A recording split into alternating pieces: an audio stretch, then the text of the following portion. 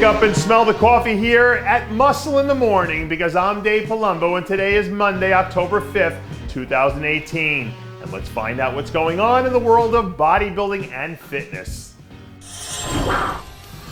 There comes a certain point in the workout where dumbbells get so big and heavy that just trying to get those things up into place feels like a workout in itself. But I guess when you've got it locked in like Aaron Clark does right now, little stuff like that doesn't bother you. Bright and early on this fine International Chest Day, we saw the veteran big man cranking out reps with a couple of 150-pound dumbbells that seriously looked like they were bigger than he is. To his credit, Clark has always been one of those go hard or go home types of guys. And when you look at this guy's career resume, all you can really say is, if it ain't broke, don't fix it.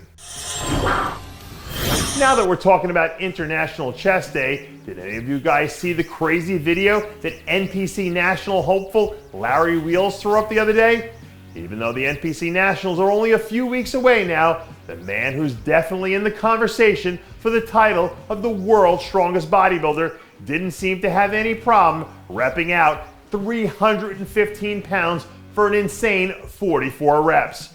Right now, even freaks of nature think this guy is a freak of nature. So if he ends up winning his pro card down there in Miami, I think my people might have to call his people to see if we can set some kind of world's strongest bodybuilder showdown down with Akeem Williams, so we can try to break the internet and see if we can settle this thing the old-fashioned way.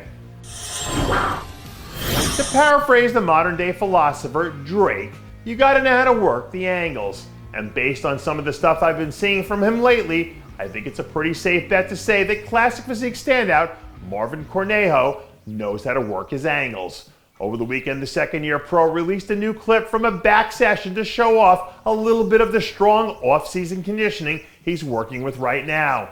Even though he was a little inconsistent at times this year, the man the internet knows as CJ Get Big had some flashes of brilliance too. So if he can tie up some of those loose ends and start to iron out the kinks in his system, I wouldn't be surprised if we saw his name pop up in a few top fives next year.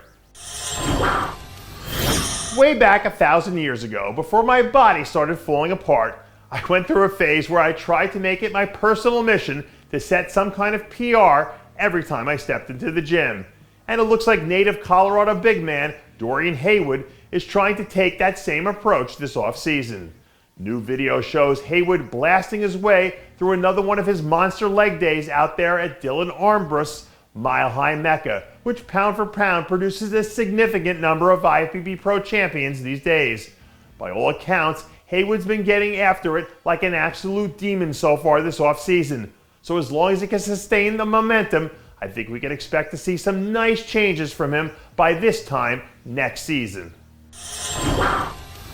I always hate when I hear the big loudmouth Skip Bayless types on TV talking about an athlete's legacy before they're actually done playing, because legacy is one of those things you can really only talk about after the final chapter is all said and done.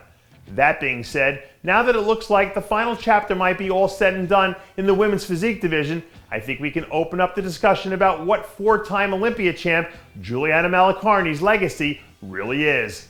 On one hand, she's the most decorated and the most dominant athlete to ever set foot on stage in the division. But on the other hand, in her entire reign as champ, she never really had a true number 2 challenger to push her to her limits. As far as I'm concerned, she absolutely deserves a spot on the Mount Rushmore of the female athletes in any division as a trailblazer and trendsetter. But does she rank up there on the all-time list alongside the Linda Murrays, Iris Kyles, Corey Eversons, or even the Adela Garcias of the world, who all had upwards of 6 years at the top of their division? I say absolutely yes.